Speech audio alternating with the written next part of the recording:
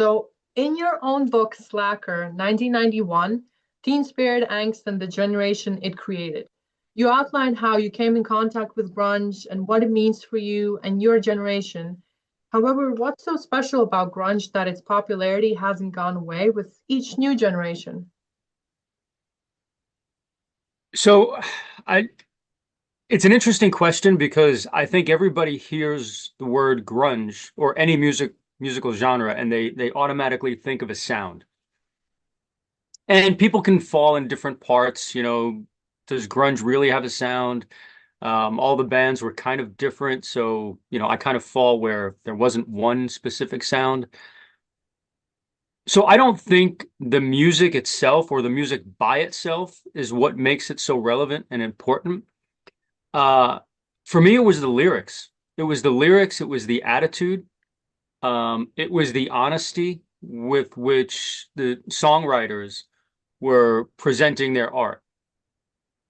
In my lifetime, I cannot recall a time where when you would turn on the radio or back in the day, MTV, in the early 80s, where you would hear music or listen to lyrics that dealt with really heavy topics: depression, isolation, drug addiction, suicide, some really, really heavy topics, but they were honest, they were important. I believe most teenagers, wherever you are in the world, and whenever you're a teenager, whatever generation that might be, you go through these things internally, right? In your head. Maybe you talk about it with friends, maybe you don't. But this was the first time, the late 80s, early 90s, where the bands that we're talking about that, are grunge or, alternative, um, they really started to write about things that we can all relate to. And because they did it and it got popular, I think it made people of the time, like myself, feel like it was okay to talk about it. It's like, wow, I know what they're talking about. Like I feel that way too. So I think that's what was most important, and I think that resonates year after year, decade after decade, and generation after generation. And, obviously, if we consider all of this, then it's a good thing that music was, kind of used to encourage uh, to discuss all of these topics. But is there anything you would consider a bad consequence of the popularity of grunge music, or even let's say Kurt Cobain, if we consider him as like the ultimate grunge icon? Yeah. Uh, so yeah, unfortunately, when a scene gets big, cultural movement gets really big and popular, uh, it tends to get watered down, soon after the big explosion of it all. And that's through no fault of the artists who create it. And it's not really the fault of the fans. In my opinion, it's more about the media and the major record labels, particularly back then, because record labels are not what they used to be, as we know. They don't have the same power they used to have. Um, but when that scene got so big, every record label, every A&R person went out and tried to sign the next Nirvana, the next Pearl Jam, the next Soundgarden, the next Alice in Chains, Smashing Pumpkins, and the list goes on. And when you do that, obviously you're going to water it all down. I'm not saying that the bands that came later aren't any good. Some of them were very good. Some of them were very bad. But they became popular because everybody wanted to try and cash in. So when something gets that big, that quickly, that hot, that um, influential, everybody wants a piece of it. So that to me was a downside. And this leads to what you asked about Kurt. I think part of now we all know Kurt had issues with, lots of different things, drug addiction probably being the most um, detrimental issue, but I'm sure there was a lot of other things in his life that he was coping with at the time of his death. But his music and his band and he himself getting so popular so quickly and losing probably all of his privacy and identity, that probably led to a lot of that addiction and which eventually led to his suicide. So getting really popular has some really, really tough implications if you're not careful, or if you're already the kind of person who has trouble handling things. And as far as Kurt's suicide, when you're that famous and you know, already by the time he died, he was already an icon. He was already, the most popular, certainly the most popular rock musician on the planet. Um, Unfortunately, you have, copycat syndrome, and copycat suicides happened, and you know, drug addiction. Kids who couldn't handle it, uh, would say, "All right, well, Kurt found a way out. I'm going to find the same way out." So sometimes that stuff happens too, when your, hero or your, favorite artist goes out that way. Sometimes fans do as well. So such a public suicide from such an influential person was not a good thing for anybody in any way, and that's very, very simply overstating that. And so would you say that musicians play a big role in society? They are influential, essentially. Oh yeah. Yeah, musicians, I think like I think all artists play a role in society and culture, but I think music is the one art form that hits the hardest, and it gives people, if you want to call it a call to action, or it can infiltrate their personality or their soul easier, quicker, and it's more personal than, say, like, film or paintings or books or poetry. All of those things count, but music is instantaneous, right? And when we're talking about rock music in particular, you might be talking about a 3 or 4 minute, 5 minute blast of, wow, like that just changed my life. There aren't any 3 minute movies that can do that, or you can't read a book in 3 minutes. Maybe you can read a poem in 3 minutes, but you know what I mean? Like, music is just, it's got that kind of power. So how would you, well, what's your take on the fact that a lot of universities are closing down, arts related courses and minimizing their financial support for the arts sector? What influence could it have on society if, you say that, it is, for example, music, it is the most essential, art form. I think it's awful. I think it's incredibly short-sighted, but I also do think it's calculated. I live in New York City, and luckily there are enough people here who still care about art and music. But that being said, cuts to art programs, music programs, theater programs, they happen all the time. Um, I know there are certain schools that have to have fundraisers just to get instruments to the school so there can be a band. You know, Art teachers and band leaders and things like that aren't at the forefront of what schools are hiring. And I think, now I'm pretty cynical, and I'm pretty, I do think that some of the powers that be are always looking to probably control us, meaning the society, a little bit more than we like to think they are. If you provide an outlet, whether it be music or writing or theater, if you push the arts, I think that also helps people gain confidence, that helps them critically think, that helps them, sort of move a little left of the norm, right? Or what most society would consider the norm. So if people can shut that down, maybe they think that, well, those kids won't have a chance to grow up being that way, and they'll fall in line and do what we think they should do.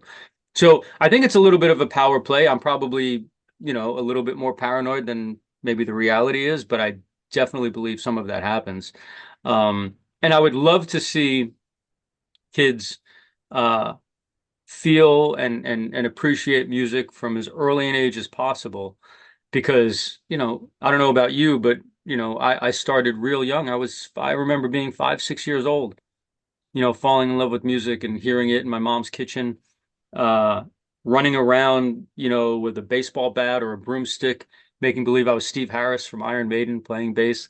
um And I don't want that taken away from anybody, you know, like it's unfortunate. So I hope things change and I hope people can find a way to get art and music into school as much as possible, but it's definitely a challenge. So, I mean, you kind of, the next question you kind of answered already, but how do you feel about politicians who use music, and, vice versa? Should music be separate from politics? So no, I don't think it should be separate from politics. I believe music should be a reaction to politics. It should be a reaction to society, to culture. You know, music is a nice balance. And I think that's what made the late 80s and early 90s so important with the grunge and alternative movement, or in the 70s, the punk rock movement, because people were writing and playing songs because they weren't happy with the way things were going. And that's fine. That's what art is supposed to be. It's supposed to make you think. It's supposed to kind of like rebel a little bit of, against society. But on the flip side, I also think that politicians, um, look, I'd never run for any kind of office, that's for sure. But if I did, I'd love to use music as part of my platform or you know, find a way to, it's almost like in a sporting event, you have an entrance song, a baseball player will come up to the plate with the song, playing on the stadium sound system. The problem with that is most politicians know nothing about music, so then they pick songs that they think are good for their message, and they're the complete opposite. The most popular one is probably Born in the USA from Bruce Springsteen.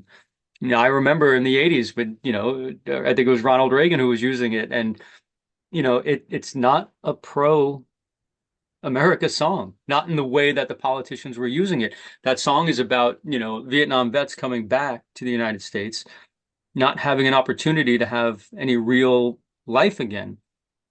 It wasn't praising the USA. It was shining a light on, hey, we got to take care of our own. What are we doing? I was born in the USA. Help me out. But politicians would use it as like a rallying cry, like, yeah, born in the USA. They got it wrong. So um, I do think, though, politicians should use music if it's the right message and they get the artist permission to do so, then fine. But I don't think they should just kind of co-opt it as their own and you know, not get permission and use it incorrectly. And if if we kind of compare the 90s kind of, grunge music scene and its mainstream popularity, do you think there is any form of maybe oppression or soft form of censorship that is currently, experienced by, current musicians? Or is freedom of speech always been, kind of open to everyone? Yeah, that's a tough question because I think, like I said earlier, I do think I can only say I've only lived here in the United States, so I won't speak for any other country. Uh, but I do think that the powers that be in any modern society wants power and they want control over their citizens as much as possible. So freedom of speech is a nice term. It sounds pretty and it sounds fair, but it doesn't really exist, not in the way that it should. We've seen it throughout history, and I think we still see it today, where when you speak out against whoever might be in power, whatever party might be in power, whatever individual might be in power, um, bad things can happen to you. Um, whether that be through violence, whether that be through financial means, people can take things away from you if they have the power and the means to. And if you don't align with their agenda and you're popular enough and you have enough sway over particularly young kids, the kids who are going to grow up and vote, um, yeah, they're going to shut you down. So I don't know that freedom of speech is all it's cracked up to be. And I think musicians have I don't want to call it a responsibility, but I think they have a desire to fight against that and try and change that. And if they don't make any change, I don't see them not continuing to try, and that's kind of what makes it great. And who do you think at the moment is the biggest musical figure who is introducing or fighting for change? Is there even one? That's another really tough question, and I say that because we don't live in what I like to call a monoculture anymore, where we all heard the same thing at the same time by the same people. So when I'll go back to the 80s, when Michael Jackson put out an album, or Madonna, or Springsteen, or George Michael, all the, the most popular people in the 80s, we all heard it the minute it came out. We all saw the video the minute it was debuted. Everybody was able to get big, if you will, all at the same time because we were all listening to the same things. Of course, there was an underground and things like that, but the underground really never kind of came to the surface all that easily. Now, because of the way music is consumed, digital streaming music, you can have 50 people in a room and they can be listening to 50 different things, because everyone's got, whether it's Spotify or Apple Music or whatever they're listening to, however they listen to music, and they can listen to anything and everything, at any moment. So we're all hearing different messages from different people. That being said, I do think there are people in culture now. Billie Eilish comes to mind. Olivia Rodrigo comes to mind. Noah Khan. There are people, who Kendrick Lamar, I think people who have something to say, something that is, whether it's political or whether it's about, gender identity or whether it's about sort of class differences. There are some pretty smart people making some pretty important music. And I'm not a fan of all of those people necessarily in terms of musical style, but I think that those are some names that are kind of important right now. And uh, the problem is we just, like I said, we don't all hear it at the same time, so they don't resonate as loudly as others used to, you know. Maybe somebody like Taylor Swift still does, but she's not one of those types of artists who are really, writing about change necessarily or any kind of protest music. And you kind of briefly mentioned that, you know, do you think that, government figures or any sort of authorities want to take control over society? So I'm wondering, what do you think about the 27 Club? Is there any truth to the conspiracy saying that, these authorities are in one way or another involved in quieting powerful musical voices? It's again great questions. Because this is the stuff that makes people think. Now, if you ask 10 people this question, you might get several different answers. I know it's almost a yes or a no, but there's nuance there. Um, Look, I don't full on believe in conspiracy theory at all costs. I don't. But I am not naive enough that I don't think that have people been killed or silenced from government because of their message? Absolutely. That has certainly happened. Has it happened with everybody in that 27 club? Probably not. But I am convinced that it, look, if it's all a coincidence, no one who runs government, they're not upset by it. You know, they're probably not upset by it. Was it orchestrated? I mean, we could probably delve into that and do research for years and who knows, but it's probably possible. But yeah, I don't think they're upset that some of those voices were gone at the ages that they were because but it's funny because even if that's true and what's great about music, we still have the music. So we still have their message. We still know what they were saying and what their attitude was, but yeah, they're no longer here to continue that push. So yeah, it's an interesting topic though. How powerful do you think then Kurt Cobain would be in, American history? If you had to give, let's say, a kind of rating 1 to 10, Hmm. Where I put him now, like that he's gone, or had he survived? Had he lived? Um, Now with, everything that is, as it is now. So, I mean, this may piss off a lot of people older than me, people who, came of age in the 60s. But I kind of think that a lot of people in my generation, I was born in 1973, so, I was only about 21 when Kurt died. Um, we we kind of view him as that generation's John Lennon, and I'm a very, very big Beatles fan. They were one of the first musical artists and individually too. Um, I love all their music. It's I'm not trying to say Kurt is John and anything like that, but it's a different generation, different bunch of kids, different bunch of circumstances that each artist was writing for. And Kurt would probably hate that answer. He would probably not, even though he was a big Beatles fan too and a big Lennon fan. Um, I don't think Kurt wanted that title put on him. But yeah, I mean, I think for people in my generation, he's got to be at the top of that list. He has to be the number one sort of, you know, the light would shine on him, I think, brighter than almost anybody else from that era. And partially because he died so young and all the circumstances that surrounded it. We don't know what he would have continued to do. We don't know how long Nirvana would have lasted. Many people speculate that Nirvana was done after In Utero anyway. Um, and that Kurt might have wanted to give up music, or he might wanted to, do other things. We'll never know.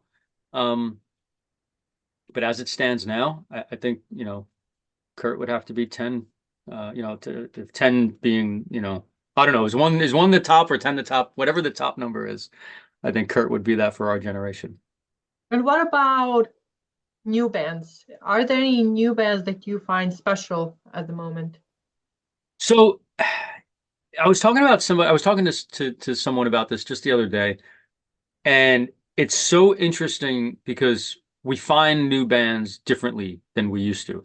It's all, at least for me, it's some of it is word of mouth from friends and people, but most of it's through algorithms. When you're listening to something online or streaming something, you get to see, oh, if you like this, why don't you try this? And sometimes it works. Um, so for me, the two newest bands I've been listening to, and they're probably both about 2 to 3, 4 years old, maybe. Um, Bad Nerves and Winona Fighter.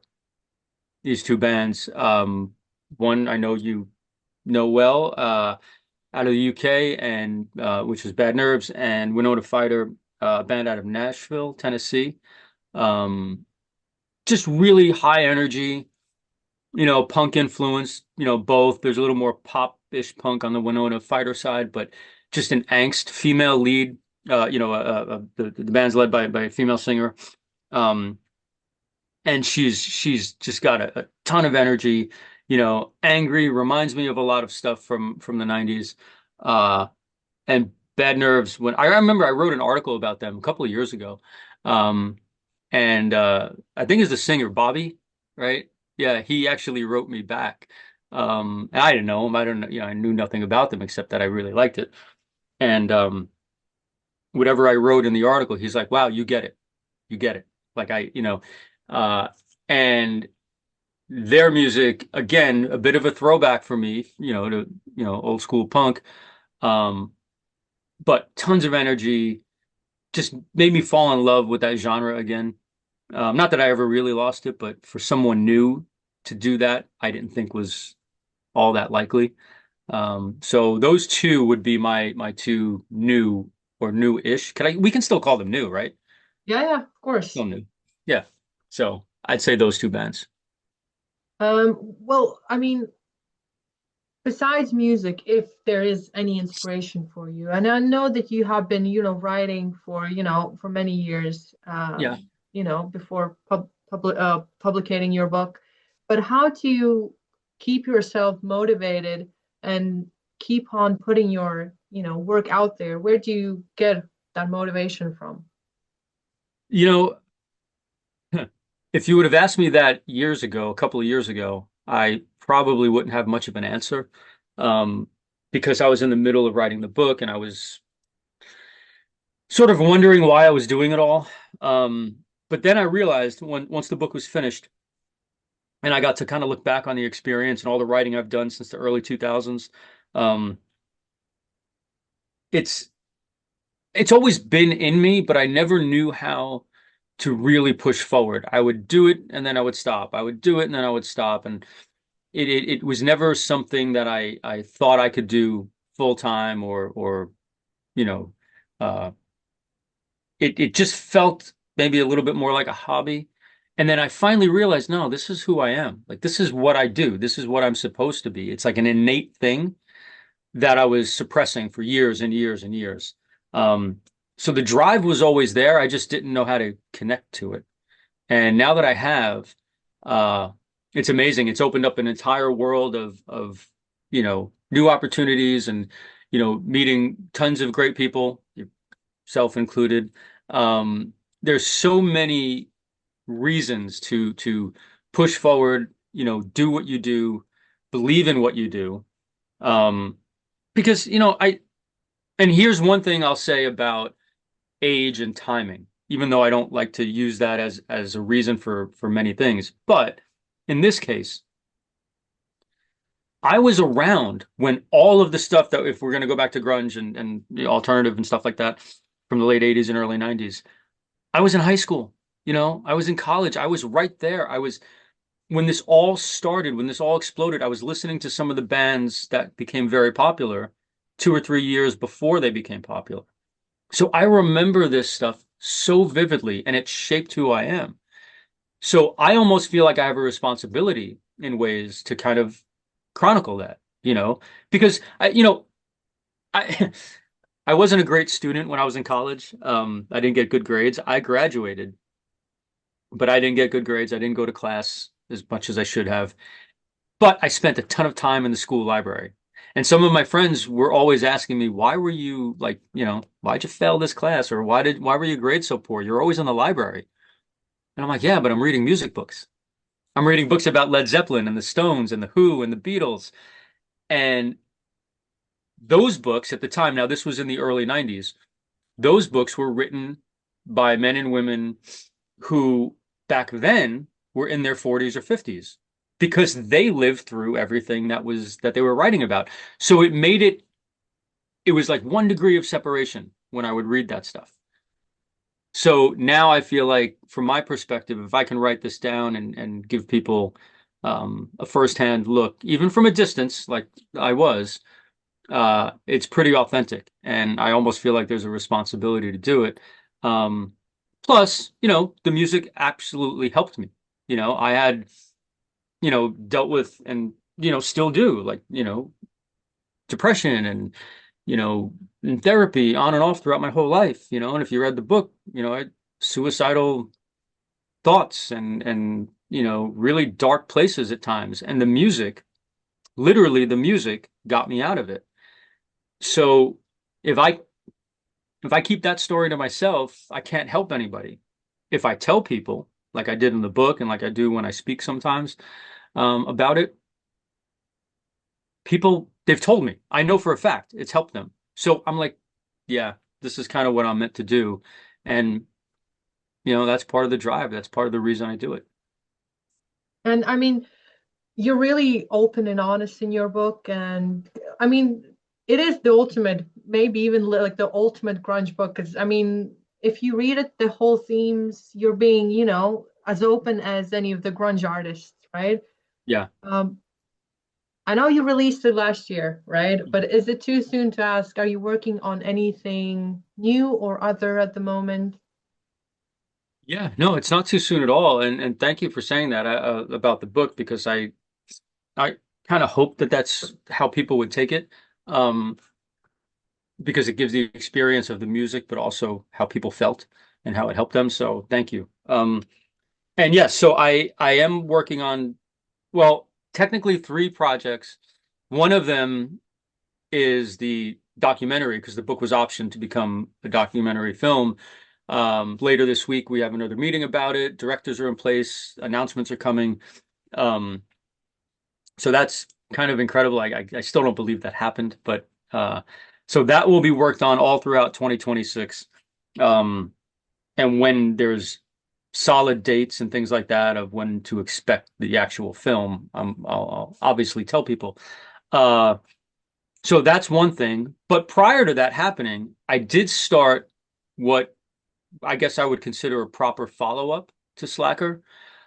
Instead of taking the entire thing like I did in Slacker, where it's the entire movement, the entire decade, and trying to, write all about that in just, a few hundred pages, I wanted to take one thing, one cultural and musical thing from that time period and write about it because, that music sparked so much, um, whether it's, other bands or cultural, themes. So many things happened during those times. Uh, I figured let me pick one thing or just a small group of things and focus on that. So I'm writing something about Lollapalooza and Warped Tour because in my mind, those were two of the touring festivals were not a thing. Festivals were, and multiple day festivals were a thing, but you would go to them. You would go to where it was ever stationary. Lollapalooza was the first touring festival, and then Warped came a little bit later. Lollapalooza was 91, Warped started in 95. And I thought those two items were really, really big. They still exist to this day. Both had a little, both had a couple of breaks along the way, but they're both very relevant.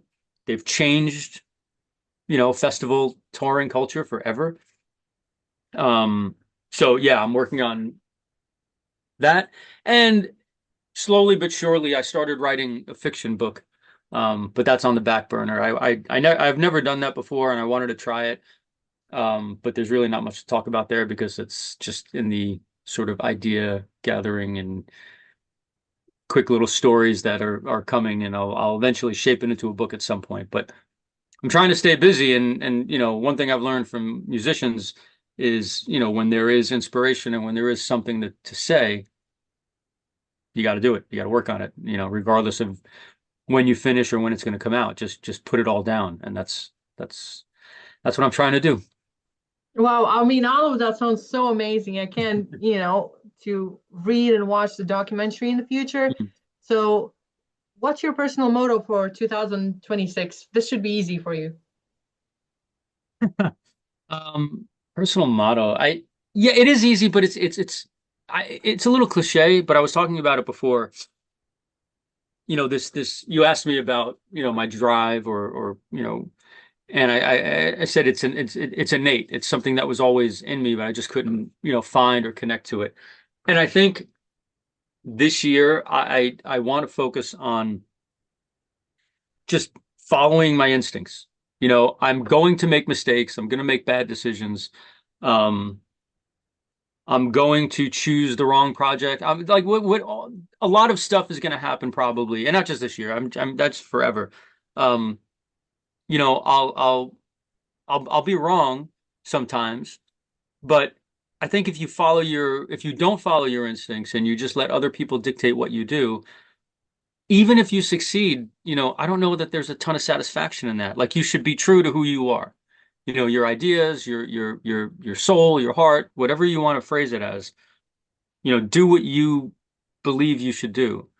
And don't let anybody get in the way. Now, that doesn't mean you don't collaborate with people. That doesn't mean you don't take people's advice on things, but gear it toward, you know, your vision and your message. This way, if you fail, at least you know you did it doing it your way. And if you succeed, it's probably a lot sweeter than just, you know, doing like a paint by numbers thing and oh great, I'd rather follow my instincts and be a little bit less um people pleasing, maybe, if that's the right phrase for it. So yeah, that might be the way I look at this year. And if we take a step back from all the music that you love, what Hmm. is a song you would never ever want to hear again? Wow. I mean, there's probably hundreds. I don't know if I can think of it.